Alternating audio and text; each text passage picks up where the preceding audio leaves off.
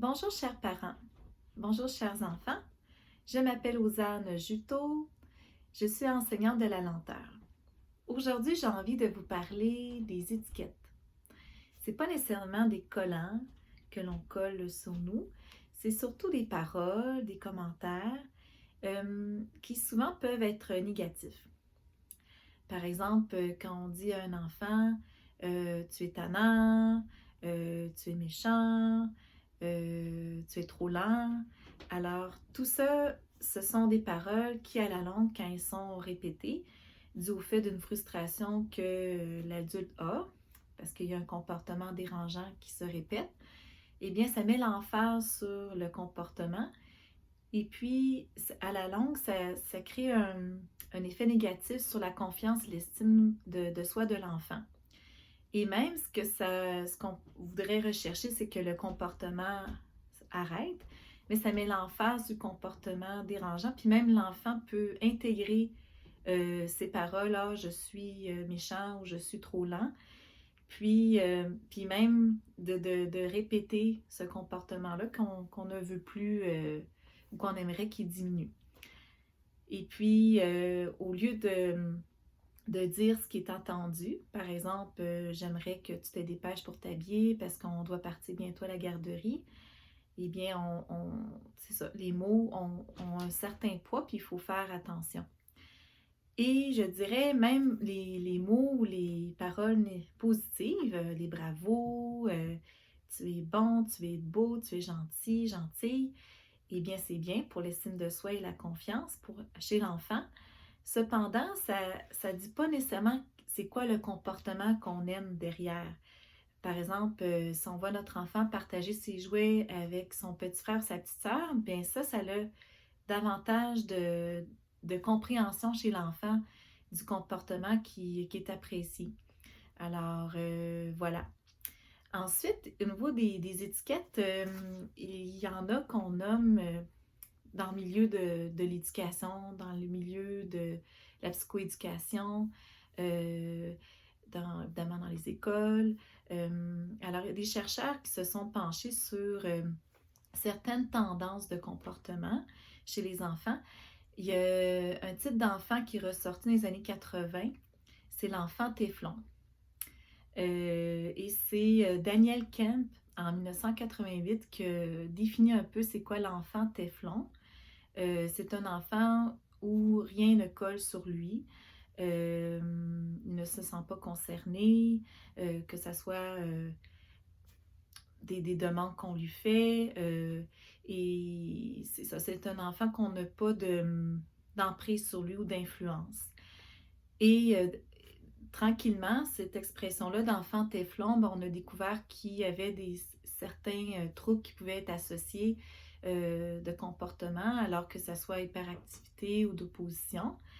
Et puis, ben, tranquillement, on a compris davantage c'est quoi un enfant téflon. Encore une fois, c'est une étiquette. Est-ce que c'est réel chez l'enfant d'avoir cette étiquette-là et même d'avoir... c'est sûr que quand on pose un diagnostic d'hyperactivité, il y a des étapes et des recherches, mais c'est peut-être un besoin d'affirmation, c'est peut-être un besoin d'attention, un besoin de sécurité affective que l'enfant exprime. Alors, c'est ça, c'est de faire attention aussi dans le monde de l'éducation, certaines étiquettes peuvent être nommées. Une autre étiquette que l'on voit plus depuis les dernières années, là, c'est les enfants rois. Alors, l'enfant roi qui n'a pas de discipline, ne suit pas nécessairement les règles, qu'on lui dit toujours oui, qui est très, très couvé.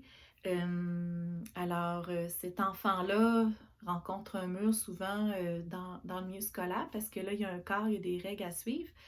Et puis, lui, il réagit fortement à ça parce qu'il n'est pas habitué. Alors, c'est dans les milieux familiaux où les parents ont de la difficulté à dire non. Alors, l'enfant qui se retrouve face à se faire dire non, bien, il est déstabilisé. Et puis, il y a une psychoéducatrice québécoise qui a étudié l'enfant roi. Elle s'appelle Solène Bourque.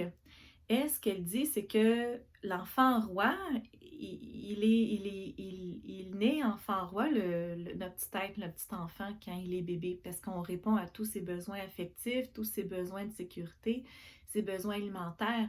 Alors, dès qu'il pleure, on s'en va répondre aux besoins qu'on essaie de trouver. Et puis, vers 2 à 4 ans, ce qu'elle dit, c'est que là, c'est la phase des crises, c'est la phase d'affirmation de soi. On exprime davantage nos besoins, ce qu'on veut pas. Et puis, ben ça fait aussi partie du développement de l'enfant. Alors, ce qu'elle explique, c'est que il faut comprendre que l'enfant naît avec des besoins qu'on lui répond tout de suite. Après ça, il y a une phase d'affirmation de soi entre 2 et 4 ans. Alors, c'est vraiment aux adultes près de lui qui offrent un certain encadrement, mais toujours dans une certaine souplesse parce on veut qu'il s'affirme en même temps, qu'il puisse trouver sa zone de confort, d'avoir sa place. Alors, souvent, les enfants rois, disons que quand ça devient un problème, c'est dans des contextes familiaux qu'elle nomme, par exemple, chez les parents qui ont une charge de travail très importante, qui ont peu de temps de qualité à passer avec leur enfant. Alors, c'est difficile pour eux de dire non. Aussi les familles monoparentales. Quand le temps manque, ben, c'est plus difficile d'offrir un cadre puis une discipline chez l'enfant. Alors, elle les explique à différents exemples comme ça. Mais c'est ça, je pense que on peut pas dire qu'un enfant qui fait de l'opposition est un enfant téflon, que tout à coup rien va coller sur lui, ou un enfant qui réagit fortement aux demandes d'un adulte au niveau des règles. Ah, c'est un enfant roi. Je pense qu'il y a une multitude de besoins pour chacun des enfants, parce que chaque enfant est unique. Alors, c'est de le valoriser le mieux possible par des paroles bienveillantes pour que justement qu'il s'élève puis que tranquillement il trouve sa place, qu'il puisse s'affirmer et dire ses besoins. Alors, et de pouvoir s'élever le plus loin possible, de monter tranquillement, si on peut dire, oups, là on voit plus mon petit bonhomme, mais de monter tranquillement son petit château, puis d'avoir sa place, tout en sachant qu'il y a des règles, puis un cadre à suivre, mais qu'il puisse avoir sa propre valorisation.